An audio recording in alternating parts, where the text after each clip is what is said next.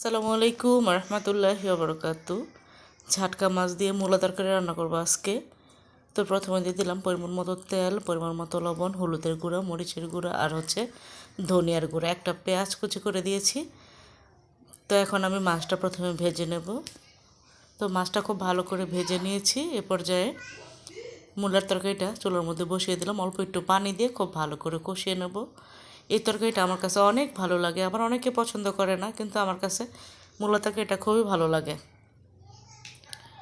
আর মাছটা খুব ভালো করে ভেজে দিয়েছি, যাতে মাছটা তরকারিতে দিলে খুইলা না যায়। কারণ জাটকা মাছ যেহেতু অনেক কাটা লাগবে তাহলে, তো সেই জন্য। তো পরিমাণ মতো ঝোল দিয়ে তারপর মাছটা দিয়ে এখন ঢাকনা দিয়ে ঢেকে শুধু রান্না করে নেব। তো একটু পর পর একটু নেড়ে চেড়ে দিচ্ছিলাম। তো মূলাটা সিদ্ধ অবধি আমি রান্নাটা করে নেব। তো আলহামদুলিল্লাহ তরকারিটা নামিয়ে নিয়েছি। ভীষণ ভালো লেগেছিল।